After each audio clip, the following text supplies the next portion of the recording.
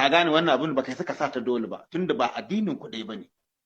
amma muddin kun riga kun shiga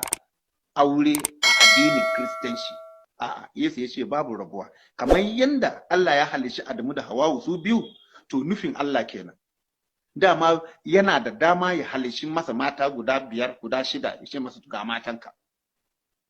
to kai da matanka a matsayinka a kristanci kana kaman Adamu ne da Hawwa kuna zaman lafiya kuna yafe ma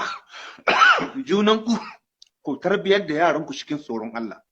wannan shine tarbiyya na Christianity ko da ma menene ya same ka dole zaka hakura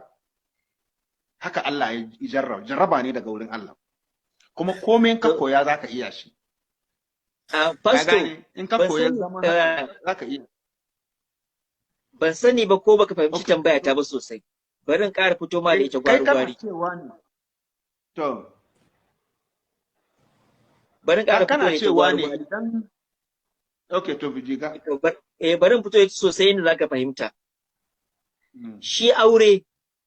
ana yin shi ne tsakanin namiji da mace kuma addini ya halatta shi ne saboda biyan wasu bukatu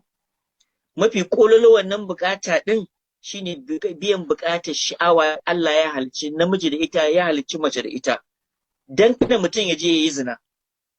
wanda zina a musulunci da kiristanci duka haramun ne sai aka ce aje ayi aure idan ka auri mace sai ya zamanto tana da larurar da ɗayan biyu ne yanzu a bayan da kake ambata na hukunci ko dai yayi haƙuri da tunda babu zato babu abin nan wannan zai kai shi ga aikata zina dole ne ko dai yayi zina ko kuma a samu wata mafitar